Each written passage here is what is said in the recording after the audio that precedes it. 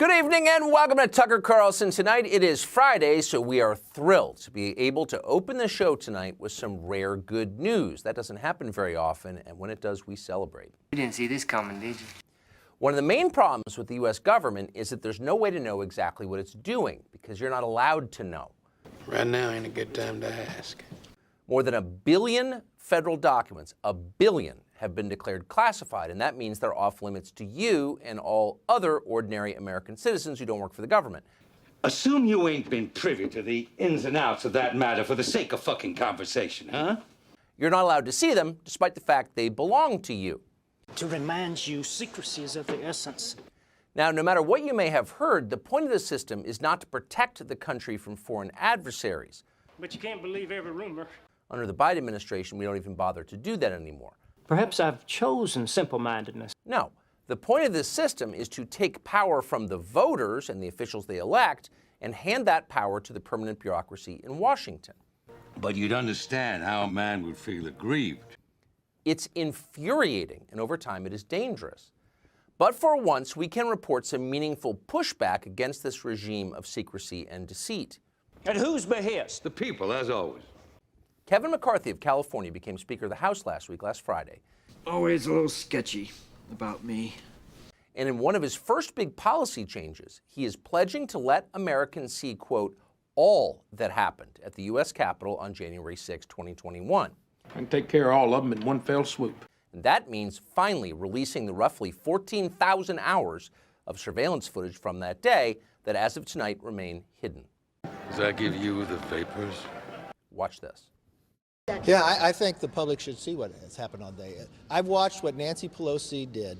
If I'm in fucking wonderment, I'm waiting to be kept happy by the next fucking fairy tale. Where she politicized it. Where for the first time in the history as a speaker, not allowing the minority to appoint to a committee. The game's always between you and getting called a cunt. To pick and choose. We watched the politicization of this. I think the American public should actually see all what happened instead of a report that's written for a political basis. He's fucking right as rain. And I think the answer. We're looking through that. I want to be very thoughtful about it, but yes, I'm engaged to do that. Well, yeah. After 2 full years, after a highly publicized and highly politicized congressional committee, Them stuffed envelopes for those cunts at the legislature. after endless grandstanding in the media, You cannot act a single damn lick. I'd call that a fair judgment. after unprecedented political crackdowns, But when boldness is called for, bold men do not shrink. after nearly 1,000 arrests, after all of that, Americans, yes, they do have a right to know what actually happened on January 6th. He didn't want to show it to me until he had a hard-on. That's what Kevin McCarthy said. Who could argue otherwise? What's the counter-argument? I'm not here to prove shit to you. Well, there is one, and Democrats have been making it in court, and that's why the footage from that day is still hidden. First-rate thinking. Here's an actual quote from an actual brief filed in an actual federal court by an actual left-wing U.S. attorney called Channing Phillips. You ignorant fucking cunts. Quote, national security interests could be harmed by the disclosure of the sealed CCTV videos from the Capitol. Bullshit. Once the capabilities of a U.S. Capitol interior surveillance camera, including its position and whether it pans, tilts, or zooms, is disclosed to the public via the release of a single video from that camera, the cat is out of the bag. God damn it, I don't trust you as far as I can throw you, but I enjoy the way you lie. So that's it right there. You can't know whether the Capitol's surveillance cameras pan, tilt, or zoom. Ain't you clever to see through this subterfuge? And if you do know, America is in peril. It would also be useful to avoid apocalyptic predictions. It's completely absurd. Every human movement in the United States Capitol is recorded by cameras, and you already knew that because the same is true in virtually every public building in the Western Hemisphere. That is not a secret.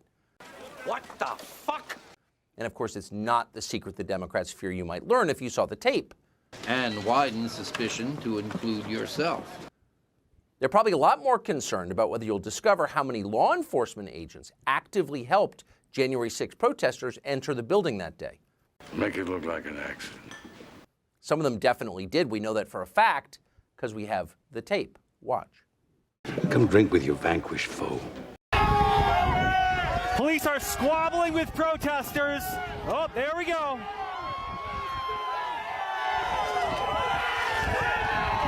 And they just breached the Capitol again. So you saw the barricades come down in front of the Capitol. In some cases, it was not actually the police who took them down, but we still don't know the identity of the people who did. Who? Why don't we? Well, Julie Kelly has just reported on a remarkable moment in the ongoing trial of a man called Richard Barnett. Barnett is the man photographed with his feet famously on Nancy Pelosi's desks on January 6th. Just because he thinks he can. Under cross-examination from Barnett's defense lawyer this week, a U.S. Capitol Police commander called Carnecia Mendoza, A double-crossing cocksucker, admitted that unidentified but apparently highly trained agent provocateurs were leading the crowd that day. Bastard did himself in. Here's the exchange. The defense attorney asks, quote, "Would it be fair to say that at least some of the leading edges of that crowd, they contained bad people or provocateurs? Is that fair?" What the fuck are we talking about? Mendoza's response, quote, "It's fair." What the fuck was that? Mendoza went on to confirm that these provocateurs were, quote, highly trained, violent people who work together and coordinate together. Quagmire, piss and bullshit. Well, that's a remarkable admission. But who were these people? No good fucking Judas. Under oath, the director of the FBI has refused to deny that these provocateurs were working with federal law enforcement. That's how they operate. Indeed, Christopher Wray of the FBI has refused to confirm or deny that FBI agents dressed as Trump supporters and breached the Capitol. Watch this. Yes, I quite take your point. No honor among thieves. Did you have confidential human sources dressed as Trump supporters inside the Capitol on January the 6th prior to the doors being open? So what would you want to say? Again, I had to be very careful. It should be a no. Can you not tell the American people no? Oh, is that so? We did not have confidential human sources dressed as Trump supporters positioned inside the Capitol. Gentleman's time has expired. You should not read anything into my decision not to share information. Director Wray, confidential human gentleman's time has expired. Contrary-wise, if you feel like talking, I'll pay $1 a minute to hear you. Get anything off your chest you feel like. Well, that's just completely outrageous. First, it seems very obvious the FBI did have confidential sources dressed as Trump supporters inside the Capitol. And fuck us all anyway for the limber dick cocksuckers we are. But the fact is, we as Americans have an absolute right to know. How many FBI agents or informants participated in the January 6th riots? Why can't we know? It's always about the money, bud. There's no good reason. FBI Director Christopher Wray wants to keep the surveillance footage hidden so we can't know. I get the bag of shit. Again, the real secret here is not whether the cameras in the Capitol pan, tilt, or zoom. It's ridiculous. Okay, go ahead and spit it out. You don't need to swallow. The real secret is what really happened there. So for 2 years, the Department of Justice has fought the release of this footage. I mean, how stupid do you think I am? I don't know. I just met you. But still, some of that footage has emerged. Take a look at this tape. It was obtained by BuzzFeed. It was released only after a federal judge rejected the DOJ's claim that this particular footage needed to stay secret on, quote, national security grounds. I have to deal with that. National security grounds. The footage covers a 15-minute period on January 6th from 2:25 p.m. to 2:40 p.m. Eastern Time. What's none of your business? Now, that's right in the middle of the so-called insurrection. For context, 2:26 p.m. is around when Mike Pence, then the vice president, was evacuated from the Capitol. I ain't involved. These are images from a surveillance camera at the Senate wing of the complex, and they show people calmly walking around taking pictures. Not much of a riot. Stay here, I'll bring you back a fucking lollipop. Now, that's relevant because the DOJ is charging some of the people who entered the Capitol around this time, probably including some of the people in those frames, with endangering the safety of Mike Pence. Well, you'll know better next time. They're saying the Capitol itself was a restricted area because Mike Pence was present. Because I'm sometimes that stupid. But it does not appear from that footage that it's true. Where exactly was Mike Pence at the time? He ain't coming back. People are doing jail time as a result Cocksucker! of assumptions about that question. But the rest of us can't verify it because the surveillance footage is still classified for national security reasons. Cocksucker! We should see it. That footage might also show when exactly Capitol Police officers began CPR on Roseanne Boylan. Is that such an inconceivable proposition? One Trump supporter who died that day, and that would be important to know as well for her family and for the rest of us. I'll find those fucking cocksuckers.